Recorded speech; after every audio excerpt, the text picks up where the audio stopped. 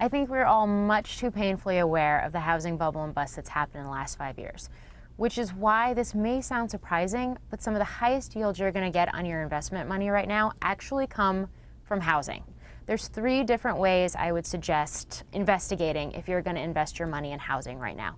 The first is real estate investment trusts. The second is a rather new trend we're seeing. It's turnkey investment property. And the third, an old-fashioned, get your hands dirty. This is the most risky and the most labor-intensive, but also the highest returns, become an old-fashioned, old-school landlord. So let's break these down for a second.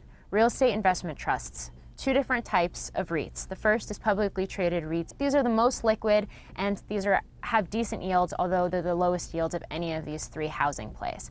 The second of the REITs is non-traded REITs. So these tend to have a higher buy-in, they tend to be less liquid, but the returns are even higher. Now for the second play you could consider doing. This is turnkey investment. This is a rather new trend we're seeing spring up around the US right now. This is companies that buy all the distressed, bank-owned, dilapidated homes that nobody else wants. They fix them up, they get tenants into these properties, and then they sell them to you, the investor. They stay on usually, they property manage, you basically sit back and collect your check each month for your rental property as a silent landlord. So that's a second way to play real estate right now. The third, if you like getting your hands dirty, if you have some time on your hands, maybe you're retired, semi-retired, and you have a carpenter background, for example. Getting in, buying the distressed properties yourself, adding the home improvements, finding the tenants, and then property managing yourself. It's the biggest returns on your money, but it's also the most labor intensive. Housing affordability is at record highs right now. Rents are shooting through the roof.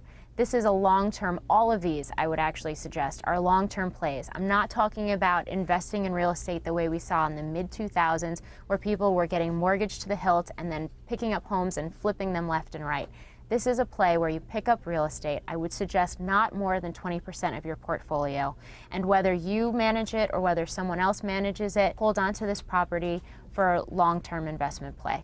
You're going to see returns anywhere from 4 to 12% on your money, depending on what kind of investment you make and where you make it.